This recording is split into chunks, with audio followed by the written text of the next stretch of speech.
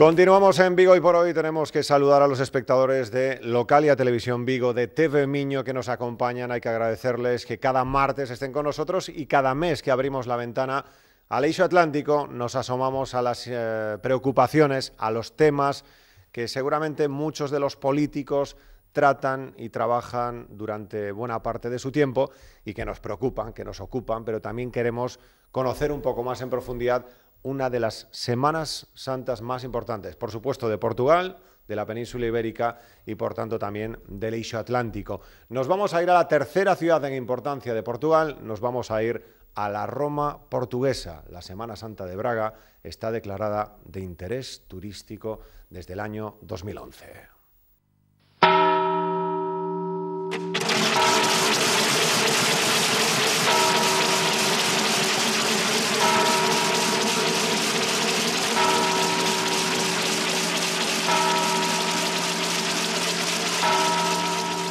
Visita Semana Santa de Braga. Toda a informação em www.semanasantabraga.com. Presidente da Cámara Municipal de Braga, alcalde de Braga, Ricardo Río, ¿qué tal? Muy boa tarde. Muito bom dia também. Gracias por estar con nos aquí en Radio Vigo, na cadena SER, en TV Miño e tamén en Localia Televisión. Semana Santa de Braga, e falar da Champions League, das Semanas Santas en Portugal e en España, tamén na Península Ibérica. Claramente, é evento que tem uma tradição secular e que tem vindo ao longo dos anos a ganhar projeção, que sempre atraiu a Braga muitos milhares de pessoas para as grandes manifestações, mas que tem vindo de ano para ano a ganhar na programação, quer do ponto de vista religioso, que não deixa de ser um evento com um cunho marcadamente religioso, naturalmente, mas do ponto de vista cultural, com vários concertos, com várias exposições, com várias conferências e também do ponto de vista social, porque é um período em que há uma enormíssima mobilização de toda a população que participa em cada uma das procissões, por exemplo, principalmente daquelas noturnas que vão ocorrer no dia 1, 2 e 3 de abril à noite. São centenas de figurantes que participam, já pessoas de fora de Braga que participam também nessas procissões e que se querem associar a esta iniciativa e que é uma mais-valia económica e turística enorme para a cidade de Braga. Cuidando moitísimo a tradición, pero tamén eses complementos importantes de exposicións, de concertos para, sobre todo, facer unha oferta cultural amplia, ambiciosa nesa Semana Santa tan importante, declarada de interés turístico, non? Exatamente. Em primeiro lugar, como disse, a Semana Santa tem esse cunho fortemente religioso. Há um conjunto de realizações que são organizadas pela Diocese de Braga, pela parte do Cabildo da Sé de Braga, pela Comissão da Semana Santa, que tem um cunho fortemente religioso, mas depois há um conjunto de eventos que são também organizados por essas entidades, mas abertos a outros espaços públicos, abertos também a outras instituições e que visam valorizar a oferta de todos aqueles que nos visitam neste período e que vão poder experienciar com as suas famílias um maior contacto com a cidade de Braga, que também fica particularmente acolhedora neste período, com vários projetos, mas também com todas estas manifestações que vão para públicos muito diversos. Saber explotar, aproveitar esa potencialidade turística que ten a Semana Santa dende hai séculos, precisamente, dende hai décadas que se está a traballar moi ben precisamente para potenciar, non, alcalde? Isto é importante. Eu diria que ainda há muito por fazer. Basicamente, nós temos estado a trabalhar também no domínio da promoção turística, tentando fazer chegar a Semana Santa de Braga, que é um ícone de Braga, um ícone de Portugal, um ícone de toda a Península, e eu acho que pode ser uma das mais relevantes Semanas Santas no contexto europeu, a outros mercados, nomeadamente do Sudeste Asiático, do Brasil, dos Estados Unidos, onde haja comunidades católicas que podem identificar aqui uma excelente oportunidade para, neste período também da Páscoa, poderem se deslocar a Portugal e, obviamente, usufruírem não apenas daquilo que Braga tem para oferecer, mas toda esta região, porque também nós participamos de uma forma alargada neste esforço de promoção de toda a região. E, por outro lado, do ponto de vista da própria Semana Santa de Braga, há que destacar que só em cada uma das procissões noturnas que nós realizamos, as estimativas da Comissão é de que participem a assistir cerca de 90 a 100 mil pessoas em cada uma delas, o que é tremendo do ponto de vista da mobilização. Da mobilização e tamén esa tradición, ¿no?, da procesión do Señor Ecce Homo, que estamos falando precisamente dunha procesión de penitencia e nocturna, e chama poderosamente a atención tamén os farricocos, alcalde, como lle podemos explicar? Os ointes de Radio Vigo, os televidentes de Localia, seguramente os televidentes de TV Miño coñecen os farricocos, pero estamos falando precisamente dunha procesión secular de penitencia que é moi chamativa, non? Para a xente que se achega pola solemnidade, polos silencios tamén. São três procissões, todas elas com características muito diferentes. A do dia 1, da quarta-feira, é uma procissão mais alegre, quase diria, em que é contada e recontada a chamada procissão da burrinha, porque a Nossa Senhora vai em cima da burra, e é uma procissão organizada por uma paróquia de Braga, a paróquia de São Vítor, mas em particular também em ligação com a Junta de Freguesia, mas que é uma recriação viva da Bíblia, em que são contadas as várias fases dos principais episódios da Bíblia. Portanto, é algo alegórico, até muito dedicada também para a infância, acaba por ser um momento muito dirigido às famílias. A segunda procissão, essa que referia, do Ecce Homo, é bastante mais solene e é onde aparecem pela primeira vez essas figuras também muito particulares dos farricocos. Os farricocos eram penitentes, eram pessoas que ao longo dos anos participavam, hoje já não é assim, infelizmente, mas ao longo dos anos eram pessoas que participavam nestas procissões como forma de penitência, em que iam com a sua cara coberta, com o corpo completamente coberto, muitas vezes descalços, ora com esses instrumentos que produzem esse som particular que nós víamos há pouco naquele vídeo da apresentação, mas também a carregar os lumes, a carregar as pinhas para acender os lumes. São várias, digamos, figuras que encarnam nessa procissão e que é o momento em que se apresenta o Nosso Senhor para a condenação, daí a designação do Ecce Homo. E depois, naturalmente, na sexta-feira à noite, uma procissão que também tem uma carga até emotiva muito pesada, que é com o respeito das pessoas, com as luzes mais controladas do ponto de vista das artérias por onde passa a procissão do enterro do Senhor, onde é feito, digamos, o cortejo fúnebre que acompanha o féretro do Senhor.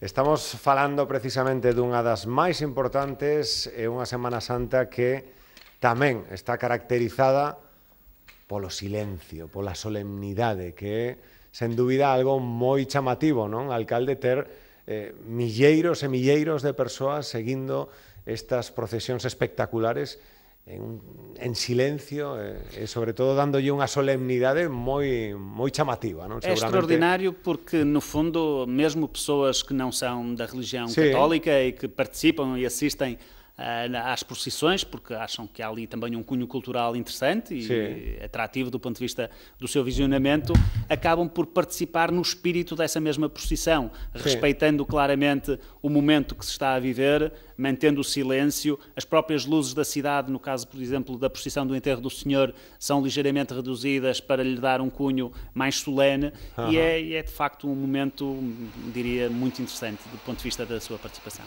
Sen dúbida que estamos falando da terceira cidade en importancia de Portugal. E como está a terceira cidade en importancia de Portugal nestes intres? Alcalde, como podería facernos a radiografía neste momento de Braga? Como está Braga? Braga está num período de grande vitalidade. Por vários motivos, desde que eu assumi funções há cerca de ano e meio, mais coisa menos coisa, apostei claramente na revitalização económica da cidade e quer do ponto de vista da promoção turística de que vínhamos falando, de que a Semana Santa é um bom exemplo, mas temos outros ao longo de todo o ano, como é o caso da Braga Romana, como é o caso do São João, das festas populares de São João no mês de junho, de outros eventos particulares, como a Feira do Livro, que ocorre em julho, a Noite Branca, que é um grande momento também em setembro, o período natalício, que nós temos trazido para grande animação de rua, que também, mais uma vez, no último ano, voltou a atrair largos milhares de pessoas à nossa cidade, com eventos desportivos, como a Rampa da Falperra, que teremos no próximo mês de maio, provas de atletismo que estão neste momento a ser organizadas, de ciclismo, que voltou a Braga, por exemplo, a volta a Portugal em bicicleta, que já não acontecia há mais de 4 décadas. E, portanto, Braga, do ponto de vista da promoção turística, está bem e recomenda-se. Do ponto de vista da captação de investimento, graças às mais-valias que temos com o conhecimento produzido na Universidade do Minho, no Instituto Ibérico de Nanotecnologia, com vários setores que são capazes de atrair investimento nacional e estrangeiro.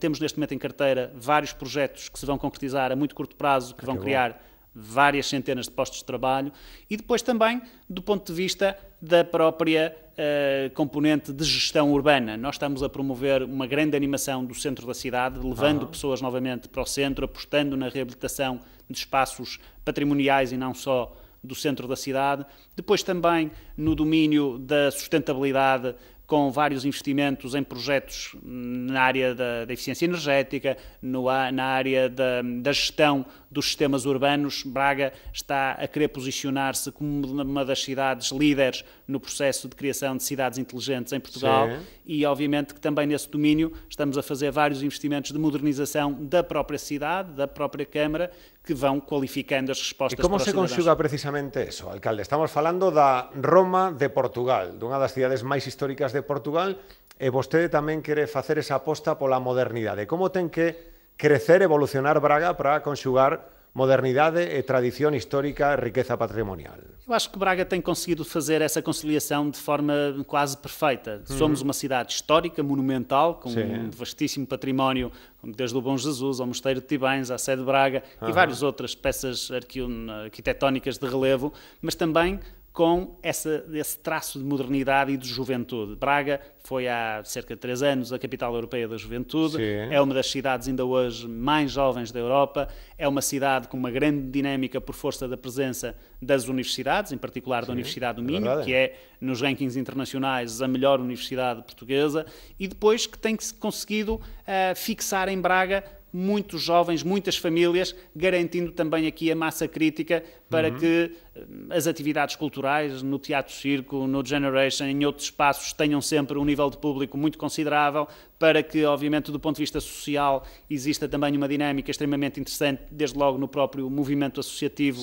em todas as áreas, e que permanentemente também estimula a inovação. E nós queremos ser uma cidade de conhecimento, uma cidade de inovação, e estamos a conseguir conciliar isso com essa marca histórica que não deixamos de ter. Por eso, en abril, habrá en Braga un Fórum Internacional das Comunidades Inteligentes e Sustentáveis, Smart Cities, Smart Citizens. Falarase moito desto, alcalde, precisamente, na súa cidade, en Braga. Conte-nos.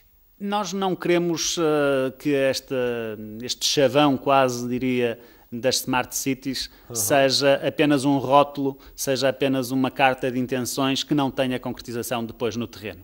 Estamos a trabalhar com vários parceiros internacionais para desenvolver projetos concretos de qualificação da cidade no domínio da sustentabilidade, da eficiência e da competitividade, para que, do ponto de vista da gestão urbana, tenhamos uma resposta mais adequada às necessidades dos cidadãos. Aliás, uma das questões que tem sido uma aposta estratégica da Câmara é da criação de redes de colaboração entre todos os agentes de desenvolvimento, em todas as áreas, na área económica, na área cultural, na área social. Nós não trabalhamos por nós juntamos a todos os parceiros e desenvolvemos projetos em conjunto, de maneira a que esses projetos não sejam projetos da Câmara, mas sejam projetos da cidade e do concelho. Isso tem acontecido em vários contextos e de forma muito positiva. Proximidade da administração, não? Completamente. É uma das marcas distintivas que nós queremos evidenciar, e em relação aos cidadãos, em relação às instituições, trabalhar sempre em conjunto, em parceria, para também otimizarmos os recursos que estamos a alocar. E é nesse contexto que surge este projeto do Fórum Internacional das Comunidades Inteligentes e Sustentáveis.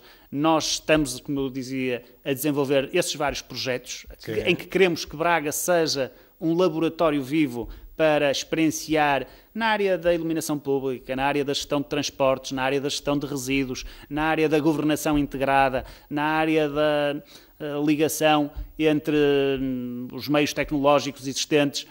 Braga, por exemplo, a partir de meados do ano passado, passou a ter uma rede de Wi-Fi de acesso livre em todo o centro da cidade, precisamente para dar outras condições aos nossos turistas e aos próprios cidadãos da cidade. Está funcionando, alcalde, para que tomemos nota aqui em Vigo? Perfeito. Sim. Vale. Podemos recomendar. Vale. E, portanto, em cada um desses projetos nós queremos dar-lhe coerência, ligá-los entre si e seguir sempre as melhores práticas a nível internacional. E daí que vamos levar a Braga, numa organização em que a Câmara também participa, mas que surge mais uma vez também da própria sociedade civil, vários protagonistas de cidades europeias, de cidades do Eixo Atlântico, como é o caso da Corunha, que está também a desenvolver um trabalho muito interessante nesta área, de cidades internacionais, de académicos internacionais, de investigadores, para, em Braga, partilharem aquilo que são as principais apostas e quais são, digamos assim, as tendências de vanguarda nesta mesma área. Sendo unha das capitais de Portugal, a capital de Portugal en nanotecnoloxía, en innovación, en investigación, conta Braga cos apoios necesarios precisamente para poder desenvolver esa capitalidade de liderar o que ten que ser o I+D en Portugal, alcalde? Claramente. Aliás, eu dou-lhe um exemplo que é bem evidência disso. Recentemente, a Bosch, que é uma das principais empresas sediadas em Braga, se não a principal, aliás, é o 6º maior exportador de Portugal e que está sediado em Braga na área da eletrónica, dos autorrádios, sistemas de navegação e de várias componentes, nomeadamente para automóveis, resolveu, mais do que ter um centro produtivo em Braga, criar um centro de investigação e desenvolvimento em Braga nesta área, em ligação à Universidade do Minho. Teve um primeiro projeto, ainda no atual quadro comunitário, de cerca de 18 milhões de euros, que permitiu a contratação de vários engenheiros e o desenvolvimento de vários projetos em ligação à Universidade do Minho, e pretende agora, no novo quadro, duplicar esse mesmo investimento, passar para mais de 150 de novos técnicos a recrutar e desenvolver cada vez mais novos produtos, novos processos produtivos, que depois, a partir de Braga, possam ser exportados para outros países a nível internacional dentro do grupo. A semana pasada falouse de investimentos no eixo atlántico, na Eurorregión, no norte de Portugal. O goberno portugués solicitou 147 millóns de euros para o tren, a modernización entre Vigo e a fronteira portuguesa, o que ten que ser a modernización do Vigo ao Porto. Que supón este paso, alcalde? 147 millóns, solicitar ademais en bloque esa cifra que sería a posibilidade, ou plantearía esa posibilidade de poder desenrolar toda a modernización. Que supón? Eu diria que é o cumprimento de um compromisso pessoal até do próprio Primeiro-Ministro em várias reuniões que manteve com os responsáveis do eixo. O eixo atlântico nesta matéria, desde há vários anos esta parte, e em particular através dos seus autarcas portugueses, do José Maria Costa de Viana do Castelo, do Miguel Costa Gomes de Barcelos, de vários outros, eu próprio também, desde que fui eleito, sempre me associei a esta causa, que vimos reivindicando um investimento cabal na linha do Minho, de maneira a viabilizar a redução do tempo de viagem entre Porto e Vigo e dar-lhe maiores condições de conforto e segurança, e, por outro lado, aquilo que veio a acontecer no passado ano, que foi a criação de novas paragens do comboio Celta. É verdade, ora, com isso, nós estamos a potenciar, como os números bem demonstram, um crescimento muito grande do número de utilizadores desta mesma linha, a facilitar a circulação de pessoas, seja por razões turísticas, seja por razões académicas ou até por razões profissionais, entre estes destinos, em toda a Eurorregião, e depois aproveitando também a ligação do TGV, que agora vai ter a sua nova estação aqui também em Vigo, e obviamente que vai ser também uma enorme mais-valia,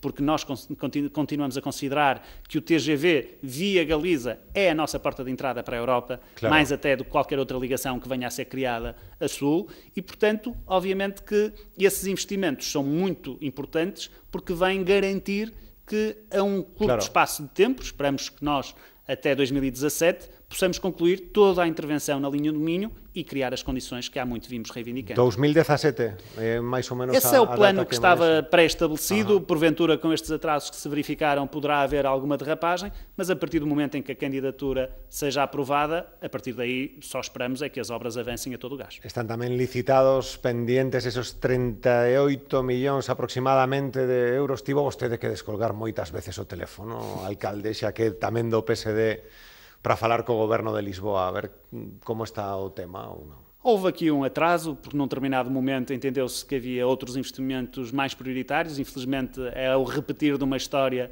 que ao longo dos últimos anos se foi verificando em relação, não só em relação a Braga, mas em relação a todo o Norte, com graves prejuízos para o Norte do país, que obviamente atrasou a nossa capacidade de recuperação e o nosso potencial de desenvolvimento, mas neste caso, mais do que evocar os erros do passado, é importante ter essa esperança no futuro e admitir que desta vez a obra é para se fazer e muito, muito depressa. Vostede, ademais, que traballou moito, e coméntanos sempre que falamos con xente do eixo atlántico, con expertos, as relacións con outros municipios importantes do norte de Portugal, que non había demasiada fluidez de relacións, colaboración, por exemplo, Viana do Castelo, Guimarães, e vostede xa marcou moitísimo as pautas a seguir tamén desa colaboración con outros municipios, não? Esse foi, se calhar, um dos grandes erros do Norte e dos seus responsáveis, foi de estarmos demasiado tempo de costas voltadas uns para os outros, cada um a tentar gerir a sua pequena capela, o seu pequeno território, sem perceber que, olhando para aquilo que se vai passando ao lado e tentando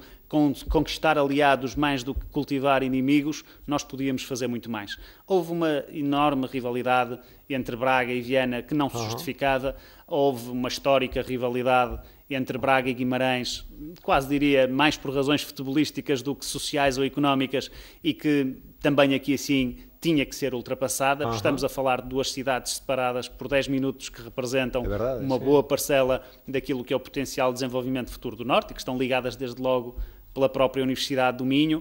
Entre Braga e Porto, entre Braga ou entre o litoral e o interior, nunca houve esse espaço de colaboração. E se eu tenho dado algum contributo para que hoje as coisas não sejam assim, eu fico naturalmente satisfeito, porque temos uma excelente relação com Viana do Castelo, com Guimarães, com o Porto, com Trás-os-Montes, quer com Vila Real, quer com Bragança, com Chaves, enfim. E isso é fundamental para todos nós. Bueno, colaboración en turismo con o Porto tamén, algo que é moi importante, xa que falamos de potencialidades turísticas do norte de Portugal, neste caso de Braga e do Porto. O Porto tem conseguido ter uma enormíssima atratividade, mas nós costumamos dizer que o aeroporto do Porto é também o aeroporto de Braga. Nós estamos a 20 minutos. Em qualquer cidade europeia demora-se mais tempo a chegar ao aeroporto dentro da cidade do que nós demoramos a chegar ao aeroporto do Porto ou ao Porto de Leixões. E, portanto, isso tem que ser aproveitado, tem que se criar aqui uma complementaridade de oferta. Ninguém vai passar uma semana no Porto, ninguém vai passar uma semana em Braga, mas se nós conseguirmos conciliar tudo aquilo que Braga e o Norte têm para oferecer, seguramente conseguimos atrair cada vez mais turistas. Cando falamos precisamente de traballos, de plantexamentos de futuro, de ambicións, quero preguntarlle, alcalde, porque nos consta que xa non como presidente da Cámara Municipal de Braga, tamén como vicepresidente do Eixo, ten posto moitísimo empeño no camiño de Santiago portugués, que aquí en Radio Vigo, en Localia, falamos moitas veces precisamente dese crecemento espectacular de usuarios, de peregrinos no camiño de Santiago portugués, que creceu, pois duplicou as cifras en xaneiro de 2015 con respecto a xaneiro de 2014, en febreiro igual, e vostede ten ese obxectivo tamén marcado de potenciar o camiño portugués. Contenos un pouco. Eu acho que quem gere um determinado território pode querer concretizar os seus objetivos de formas diferentes. Às vezes tentar inventar a pólvora criando algo de raiz. Mas se olharmos para aquilo que temos e se aproveitarmos aquilo que temos, seguramente com muito menos recursos conseguimos ter os mesmos resultados. E o caso do Caminho de Santiago é um exemplo disso mesmo. O Caminho de Santiago tem todas as condições para ter o êxito do ponto de vista da atratividade que tem, por exemplo, o Caminho Francês, que atrai por ano milhares e milhares de pessoas e que depois, naturalmente, acabam por beneficiar todas as localidades do percurso. O caso do Caminho Português esteve durante muitos anos algo esquecido, algo perdido em termos de querelas também entre várias autarquias. E neste momento, no contexto do eixo, nós assumimos como desígnio prioritário a valorização e a qualificação do Caminho Português de Santiago. Criou-se uma comissão especializada no contexto do eixo atlântico, que por acaso até está a ser coordenada também pela Câmara Municipal de Braga, mas que integra várias outras autarquias também portuguesas. Tivemos um diálogo desde a primeira hora, quer com a Comissão de Coordenação de Desenvolvimento Regional do Norte, quer com a Junta da Galiza, que também são parceiros incontornáveis deste projeto. Temos vindo a posicionar o projeto de requalificação e valorização do Caminho de Santiago junto dos interlocutores nacionais, com o Ministro da Economia, com o Secretário de Estado do Turismo, com vários outros agentes, e neste momento há uma aposta clara em que no novo quadro comunitário se possam também dirigir fundos para esse mesmo projeto. E isso acontecendo, seguramente que vai reforçar ainda mais o crescimento que se tem verificado ao longo destes últimos 2 anos. Porque chama a atención o esforzo precisamente que nos contaba en algunha ocasión o secretario xeral do Eixo Atlántico, precisamente que se está a facer no norte de Portugal, na parte sur do Eixo Atlántico, e que chama a atención un pouco que en Galicia se están dando pasos aínda moi pequenos, non, para potenciar un camiño que vai imparable, non? Sí. Aínda tendo en conta que non hai unha promoción, por exemplo, en Galicia moi amplia, moi potente, non? Do Camiño de Santiago, que ten unhas cifras realmente boas, non? Nos últimos anos. E a partir do momento em que, obviamente, o caminho português começa a ser cada vez mais utilizado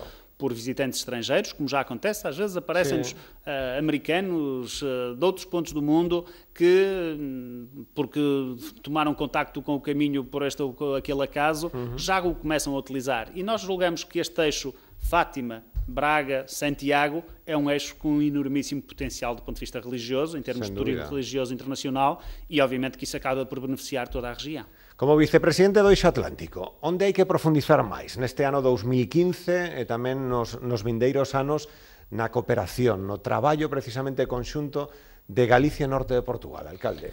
Nós estamos como grande desígnio estratégico a agenda urbana. É o grande projeto do Eixo Atlântico para o próximo horizonte, em que nós julgamos que, do ponto de vista da qualificação das cidades, da criação de condições de sustentabilidade, também aqui assim de promoção de iniciativas que sejam dinamizadoras da competitividade dos territórios e promotoras também da inclusão, ou seja, com uma fortíssima componente de responsabilidade social, que nós podemos replicar projetos de cidade para cidade, trabalhar também em conjunto, não apenas numa lógica de captação de fundos, mas sobretudo de qualificação de cada um dos territórios. E isso está a ser desenvolvido neste momento com especialistas do melhor que a região tem, quer do lado português, quer do lado espanhol. Temos já equipas de trabalho para cada uma destas temáticas que estão a desenvolver estudos em ligação também aos centros das universidades, e eu julgo que ao longo dos próximos 2, 3 anos teremos aqui resultados muito concretos para mostrar e para dar origem a projetos que vão ser transformadores de toda esta região. Porque dá a sensación que, por exemplo, xa que comenzamos falando de turismo, das potencialidades da riqueza patrimonial, no turismo hai unha potencialidade que hai que explotar, non? Precisamente no Eixo Atlántico. No turismo nós temos feito já um trabalho, diria, dos mais consistentes. É uma das áreas em que o Eixo Atlântico tem trabalhado bastante bem e em que tem havido uma grande ligação entre as cidades, quer na promoção de eventos em cada uma das cidades, como é o caso da Bienal do Eixo, como é o caso da Mostra Musical, enfim, de vários projetos na área da gastronomia, o roteiro Dois Países, um Destino, que foi também editado e divulgado por várias publicações dos dois lados da fronteira e disponibilizado nas lojas de turismo. Há um trabalho já consistente nessa área, mas quando transpusermos isso para as outras áreas daquilo que é a gestão dos territórios, seguramente que o eixo no seu todo vai dar respostas muito mais adequadas àquilo que são as aspirações destes milhões de pessoas que representam uma fatia muito importante da população da Península Ibérica. Como ve Ricardo Río o escenario político en Portugal, tendo en conta que vai haber eleccións xerais en Portugal, como analiza vostede o panorama? Será sempre um cenário difícil, porque parece bastante complicado que alguma força política consiga obter, isolada ou conjuntamente, uma posição maioritária. Portanto, o pós-eleições será sempre algo complexo. Mas, neste momento, eu acredito que os portugueses já perceberam que o esforço que foi realizado por este governo foi um esforço necessário e incontornável para repor o país no eixo do desenvolvimento, que foram sacrifícios que tocaram a todos, não foram só às franjas mais sensíveis da população, as quais até acabaram por ser acabaram por ser beneficiadas em várias matérias, com várias medidas concretas de proteção dessas franjas, mas obviamente que, nomeadamente do ponto de vista da classe média, houve um período muito difícil que tivemos que atravessar, tal como em Espanha, tal como noutros países da própria zona euro, mas a verdade é que foi um caminho que não era possível evitar. Poderia ter aqui além sido feito de outra forma, com outras medidas a complementar, mas o grosso das iniciativas tinha que ser de facto concretizado. E neste momento, para o futuro, é importante perceber quem é que tem um projeto sólido e credível, e a verdade é que nos parece também que o Partido Socialista ainda não apresentou esse projeto. Talvez por uma tentativa de capitalizar eleitoralmente no silêncio, eu acho que está a prolongar excessivamente a omissão sobre aquilo que são os projetos do Partido Socialista, os compromissos do Partido Socialista para o futuro do país, e os portugueses também não passam cheques em branco a ninguém. Passos Coello, dará um passo à frente? Como analisa Ricardo Río? Que considera vostede? O Primeiro-Ministro teve que assumir a liderança deste período muito difícil, obviamente. Como eu disse, houve opções e decisões que por vezes não foram as mais corretas, isso acontece com todos os governos, acontecerá seguramente comigo enquanto Presidente da Câmara Municipal de Braga, mas acho que no cômputo geral o balanço é positivo, Acho que efetivamente o país cumpriu, e isso é reconhecido até externamente e já vai sendo demonstrado nos vários indicadores estatísticos que vão surgindo do ponto de vista económico, cumpriu um caminho de sacrifícios em benefício do futuro, e nesse contexto, naturalmente, faz todo sentido que dê continuidade a esse projeto. Antonio Costa, se lle digo para a xente de Vigo que nos este escoitar, líder do Partido Socialista actual, alcalde de Lisboa, a alternativa ao PSD, como analiza Ricardo Río? Como disse há pouco, enquanto Presidente da Câmara tem feito um bom trabalho, acho que tem merecido algum reconhecimento do ponto de vista da sua liderança do Partido Socialista. Ainda não conseguiu demonstrar ao que vem. De facto está algo amarrado, desde logo amarrado ao passado.